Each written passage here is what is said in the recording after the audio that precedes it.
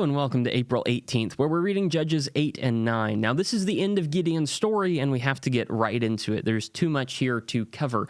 I talked briefly yesterday about how Gideon is kind of not a great judge. You've seen the judges go downhill. You've seen Othniel was pretty great. He was pretty flawless. Ehud was a little bit of a liar. Shamgar wasn't really a judge. Deborah wasn't supposed to be the judge. It was supposed to be Barak, but he was too much of a coward, and Deborah ended up being the real force behind everything. Now you have Gideon, who is a coward, who doesn't trust God, who has to test God multiple times to see if God's with him. He doesn't have much faith at all. And now here, as you get into chapters 8 and 9, you see the downfall of Gideon and everything bad that he does. If you're interested in a breakdown of that, I'll try to do it so quickly. In chapter 8, Gideon goes after the two kings of Midian. He goes after Zeb and Zalmunna. Those are the two guys, and so he pursues them with his army. His army's getting tired. He asks one city for help, and the city says, "No, you're not victorious. Why would we help you when you might lose?" And he says, "Fine, I'll whip you guys when I get back." He goes to a second city. He asks for them for help. They say, "No, you're not victorious. You might lose, and then we would get punished for it." And he says, "Fine, I'll destroy your tower when I come back."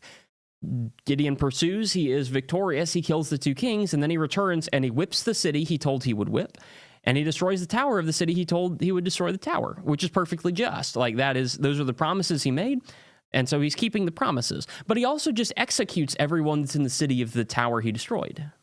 Random acts of violence, and it's only going to get worse. He goes up to Israel. Israel says, "Why don't you be our king? You're going to be our king." And Gideon says, "No, there is no king but God.